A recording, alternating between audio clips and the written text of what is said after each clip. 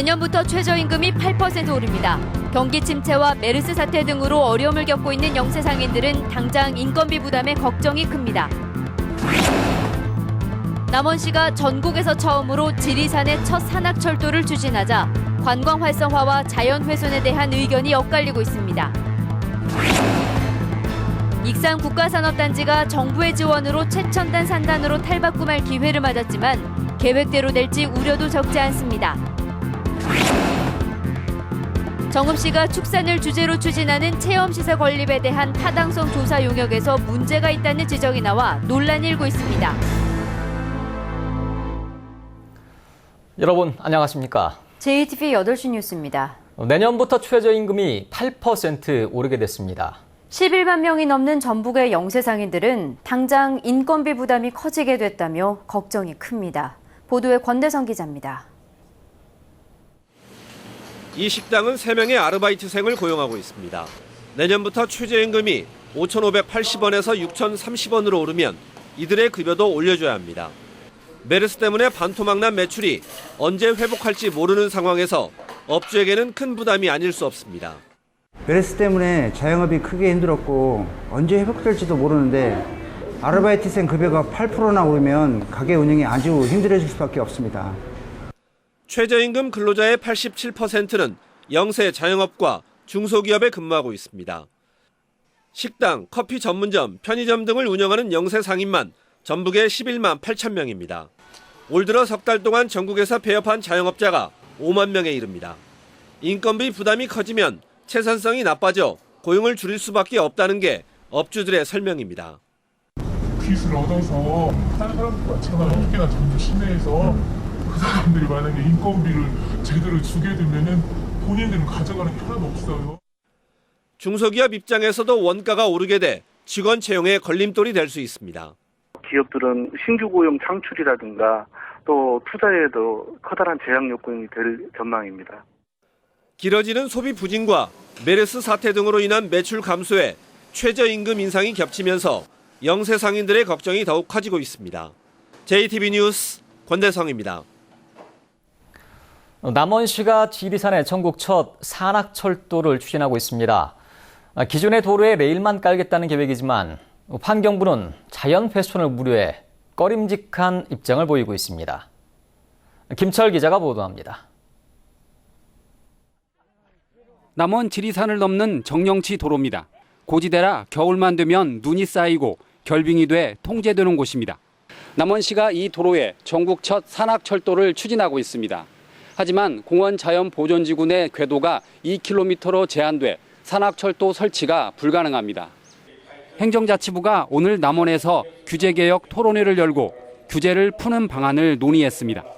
고래일 측은 기존의 도로에 레일만 까는 친환경 산악철도라며 규제 개선을 건의했습니다. 남원 산악철도 신설로 관광객이 크게 늘어 연간 165억 원의 파급 효과가 있을 것으로 기대했습니다. 규제를 좀 철폐함으로써 지역경제 활성화와 또 관광 활성화 또 관광객들 이동 편의성을 제공할 필요가 있다고 생각이 듭니다. 그러나 환경부는 중간에 정류장을 만들고 부대 시설을 설치하면 자연이 훼손된다며 즉답을 회피했습니다. 이 지리산에서도 어느 정도 이 케이블카의 문제가 이제 거론될 것 같습니다. 그때 도로 폐쇄 문제, 산악철도 문제 같이 논의가 된다는. 남원의 산악철도 추진은 전국 첫 사례라 환경단체까지 큰 관심을 갖고 있습니다.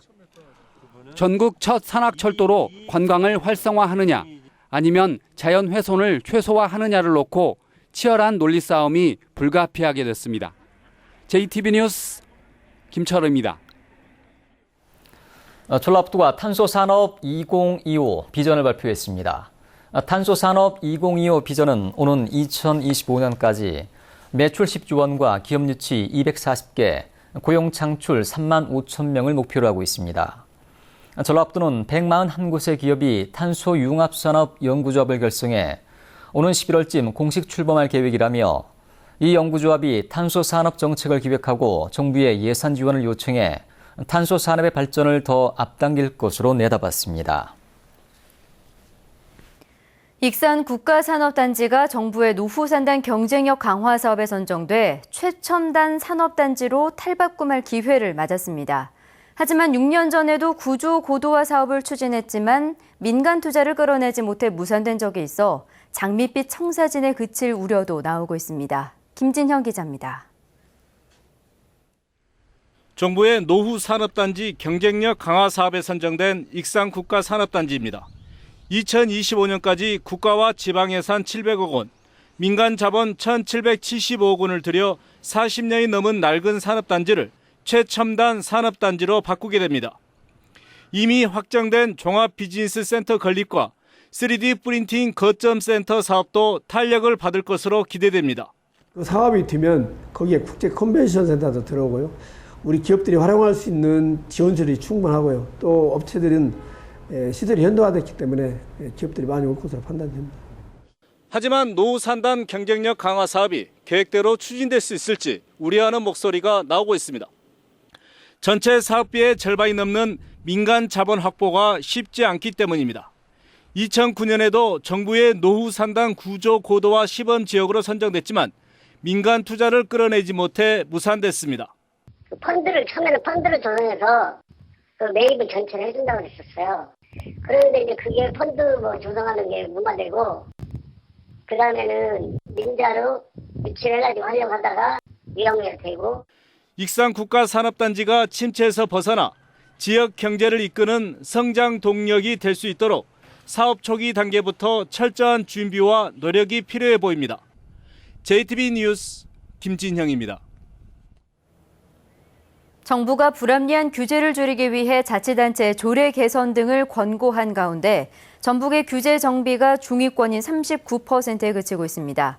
국무조정실 조사 결과 대구와 대전은 규제 정비 진행률이 60%를 넘었지만 전북은 39%로 17개 광역자치단체 가운데 9위에 머물렀습니다. 국무조정실은 지역 경제를 활성화하려면 불합리한 규제를 줄여야 한다며 자치단체의 개선을 촉구했습니다. 정읍시가 많은 예산을 들여 축산을 주제로 한 체험시설 건립을 추진하고 있습니다. 그런데 타당성 조사 용역에 문제가 있다는 지적이 나와 논란이 일고 있습니다. 하원호 기자가 보도합니다. 내장산 인근에 있는 축산 테마파크 예정 부지입니다. 정읍시는 2018년까지 이곳에 축산체험센터와 소싸움장 등을 지을 예정입니다. 시예산 74억 원과 국가예산 50억 원 등 모두 134억 원이 들어갑니다. 용역을 맡은 전북발전연구원은 비용 대비 편익이 1을 넘어 사업 타당성이 있다고 결론지었습니다. 하지만 전북발전연구원의 사업 타당성 조사 용역에 오류가 있다는 지적이 나오고 있습니다. 전반련은 경기도 용인의 농촌 테마파크를 모델로 유지관리 비용을 책정했는데 이 과정에서 한 해 1억여 원에 이르는 전기와 상수도 등 공공요금을 뺐습니다.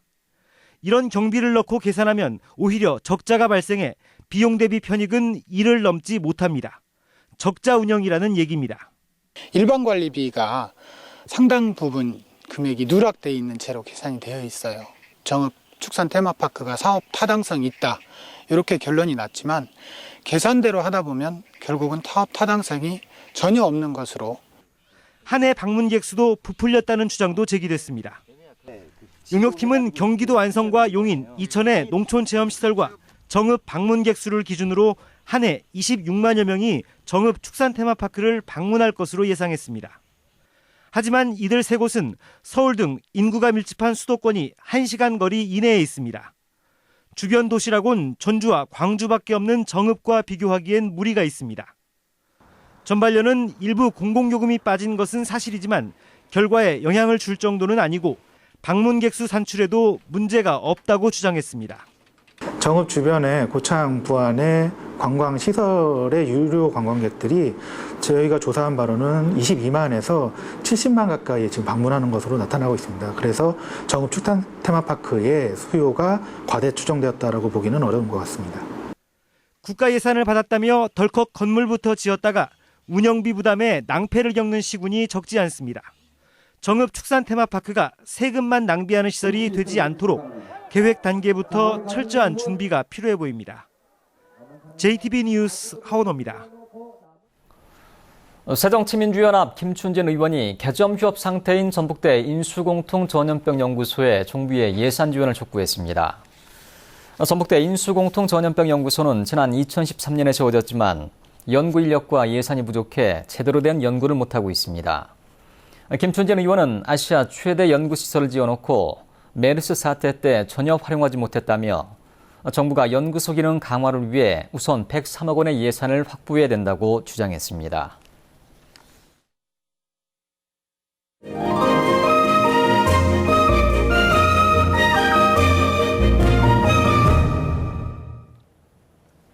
부채를 만드는 장인을 선자장이라 부르는데요. 전주에서 작품 활동을 하고 있는 조충익 선자장이 20년간 만들어온 부채 작품을 선보입니다. 전통 한지에 인화한 수중사진전과 권성수의 조각전도 열립니다. 문화가 소식 정원익 기자입니다. 한 송이 연꽃이 부채 위에 피어났습니다. 고운 한지 위에 대나무 쌀을 쪼개고 구부려 새와 나무, 꽃을 표현했습니다. 88 올림픽 당시 선수단의 태극선을 만들었던 조충익 장인은 이번 전시에서 예술성과 실용성을 동시에 갖춘 부채 50여 점을 선보입니다. 걸어놓고 감상하면 바라만 보아도 시원한 부채, 마음을 다스리는 부채, 여기다 중점을 두고 지금 노력하고 있습니다. 거대한 흑등고래가 한지로 옮겨졌습니다. 세계적인 수중 사진작가 장남원이 5년에 걸쳐 촬영한 작품입니다. 투박한 한지의 질감은 깊은 바닷속 고래를 바로 눈앞에 데려다 놓은 듯 생생하게 다가옵니다. 물속을 헤엄치는 물고기가 손에 잡힐 듯합니다. 작가는 조각을 통해 돌과 모래, 나무에 새로운 생명을 불어넣었습니다. 연못의 단면을 잘라 걸어놓은 듯한 작품은 시각적 즐거움을 선사합니다. 영화 밀양아리랑은 고압 송전탑 건설을 막기 위해 싸웠던 밀양 주민들의 이야기를 담았습니다. 라이드는 뉴욕의 워킹맘 제키와 꿈을 찾아 LA로 떠난 아들 엔젤로가 서핑으로 소통하며 행복을 찾는 여정을 그렸습니다. JTB 뉴스 정원익입니다. 전주 시민들의 시내버스 불편 신고 가운데 무정차가 가장 많은 것으로 나타났습니다. 전주시가 올 들어 지난달 말까지 369건의 시내버스 불편 신고를 접수한 결과 무정차 신고가 145건, 39.3%로 가장 많고 결행 14.9%, 승차 거부 14.1% 등이었습니다. 전주시는 무정차가 확인된 경우 경고 없이 과태료 처분을 내리고 1년 안에 3차례 이상 적발 시 버스 운전 자격증을 취소하기로 했습니다. 강명재 전북대 병원장이 오늘 취임식을 갖고 3년간의 임기를 시작했습니다. 강 원장은 환자 중심의 병원 문화 정착, 경영 합리화를 통한 튼튼한 병원 육성, 수도권 원정 진료 최소화 등에 중점을 두고 병원을 운영하겠다고 밝혔습니다. 전북대 의대를 졸업한 강 원장은 전북대병원 홍보실장과 기획조정실장 등을 역임했습니다. 내일 인구의 날을 앞두고 열린 제4회 인구의 날 기념식에서 JTB 전주방송이 방송사로는 유일하게 국무총리상을 받았습니다. 전주방송은 그동안 이주 여성을 다룬 프로그램 피우자 민들레를 방영하고 꾸준히 육아 박람회를 열어 출산 장려 분위기를 확산하는 데 기여한 공로를 인정받았습니다. 인구의 날은 국민들이 저출산과 고령화 사회에 관심을 갖고 대응에 참여할 수 있도록 정한 기념일로 올해 4회째를 맞았습니다. 오는 13일부터 4주 동안 장애인 주차구역 불법 주차를 집중 단속합니다. 보건복지부와 전라북도는 행정기관과 병원 그리고 아파트 같은 공공시설에서 장애인 주차구역의 불법 주차를 집중 단속하기로 했습니다. 이번 단속에서 적발될 경우 10만 원의 과태료가 부과됩니다.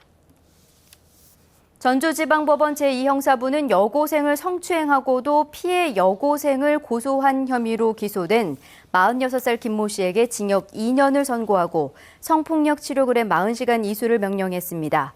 김 씨는 지난 2월 전주의 한 도로에서 길을 걷던 17살 여고생을 성추행한 뒤 피해 여고생이 경찰에 신고하자 허위 신고를 했다며 이 여고생을 고소한 혐의 등으로 기소됐습니다.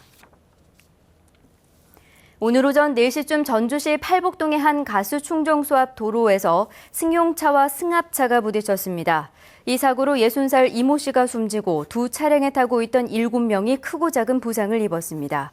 경찰은 두 차량 가운데 한 대가 신호를 위반한 것으로 보고 정확한 사고 경위를 조사하고 있습니다.